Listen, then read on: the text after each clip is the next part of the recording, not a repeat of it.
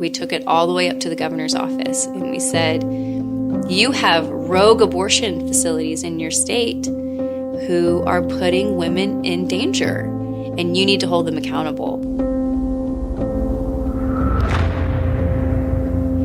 I am from Louisville, Kentucky, but I didn't actually grow up there. I grew up on the Gulf Coast in Alabama, and in that culture, you don't say controversial things. It's very people-pleasing. You go with the flow. I was taught, not to cause problems, and controversial subjects like abortion never even came up. I don't think I was aware of what abortion was until we moved to the Washington, D.C. area when I was in high school.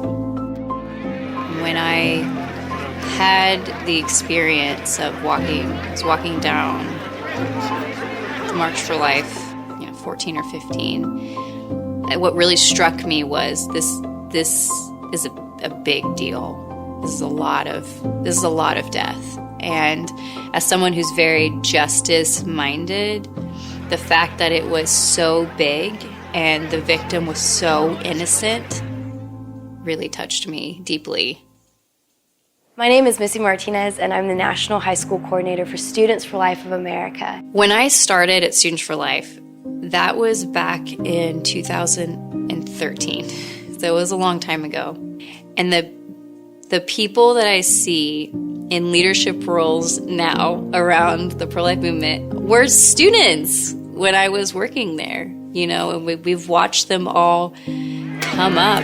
And one of the things that was really instilled in us to instill in the students was, let's talk about unity. Let's work together. Let's bridge these gaps while you're all students and your friends. So when you go run your own organization, you have those relationships and, we can work together. But I have literally seen these students come up through high school and college and are now in significant roles in different, pro-life leadership. And if that's not shaping the next pro-life generation, I don't know what is. We just are going to go close more abortion facilities.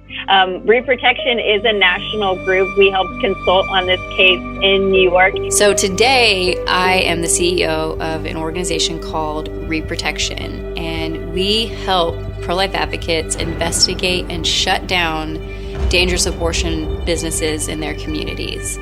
And we started a couple years ago when we realized that even though states were passing pro-life laws, depending on who was in the seat, who was sitting at the health department, who was sitting on the medical board, if they didn't agree with that regulation, they just ignored it.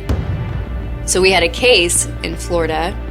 The physician was in his late 80s. He was, could barely communicate. His hands were shaking, and he was doing surgical abortions on, young women.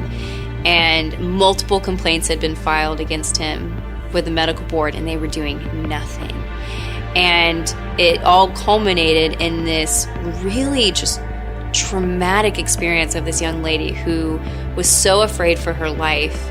She had had a reaction to the anesthesia and was telling him, I can't breathe, I'm having trouble breathing. And instead of addressing it, he was just trying to keep doing the abortion. And she was so afraid, she picked herself up off the table and ran out of the building screaming, call 911. And thankfully, the pro-lifers were there and called 911. They were sidewalk counselors, had faithfully been serving there for years. And we took that case because they didn't know what to do. They're like, okay, this happened. What do we do? So we took that case, we filed complaints, and when we didn't get the response that we wanted, we took it all the way up to the governor's office. And we said, you have rogue abortion facilities in your state who are putting women in danger, and you need to hold them accountable.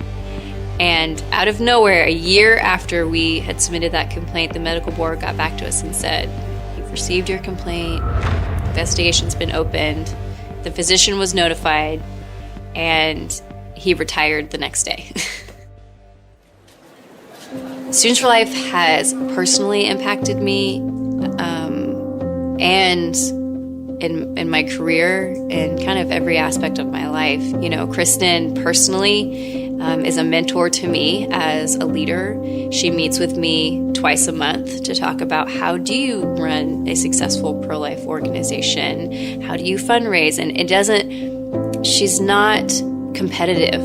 She wants to share those tools that she had. She said, what can I do to help you get your organization off the ground? Do you need to borrow a graphic designer? Do you need this? Do you need that? Whatever she had, she sees it as a resource and says, how can we help you? How can we lift you up? And I think that's been really impactful for me, like I said, personally, but also professionally, is that she has lifted me up to where I can be in the position I am now.